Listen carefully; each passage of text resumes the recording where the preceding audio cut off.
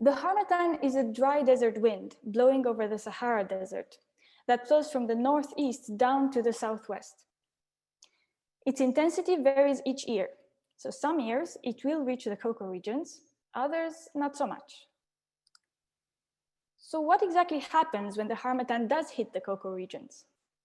Well, several important changes in the environment take place. First, the harmattan creates a thick and dry air column. This acts as a blockade and makes it impossible for rain to form while the harmattan is present. Next, the air humidity, that is normally constant at around 90% throughout the year, can quickly drop to below 40% under harmattan conditions, which is a huge shock to the plant system that is not used to this level of dryness. On top of this, both the dry air and the wind of the harmattan also make for faster drying of the leaves and soil. And this is especially stressful for the plants because the harmattan takes place during the main dry season, when access to water is already extremely limited. And finally, the harmattan also brings large swings between day and night temperatures. This temperature shock reduces the plant's efficiency, making it less willing to invest in pod production and development, which affects the number, size, and quality of the pot. So now you might be wondering, okay, but why is cocoa so particularly sensitive to the harmattan? As we mentioned earlier, cocoa plants originated in the Amazon rainforest, where they never needed to deal with water limitations. As such, the plant structure developed without taking into account possible water shortage or a dry atmosphere. So for example, they have large, broad leaves with very little waxing, which makes it very difficult for the leaf to keep water in.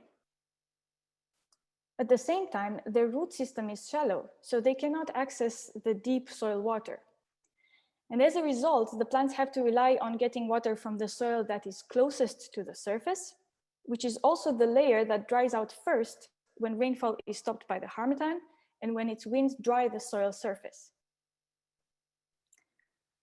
Okay, so now that we know that cocoa plants are very sensitive to the harmattan, is there a way to track it? The answer is yes, and for this we need to take a step back and have a look at all of West Africa.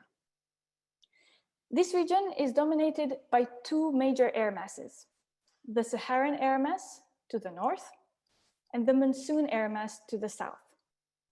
And where these two air masses meet is called the Intertropical Front, or the ITF. And we monitor the ITF's movement as a proxy for the southernmost reach of the harmattan. Now, generally speaking, the harmattan's seasonal move southwards ends just above the northern border of the cocoa regions. And this is good news for the cocoa crops, because for the most part, the plants should not be too exposed to the negative impacts we talked about earlier. But there are small variations in this southward reach of the ITF from one year to the next. And these small differences can make all the difference between the harmattan heavily hitting the cocoa regions or being a non-event.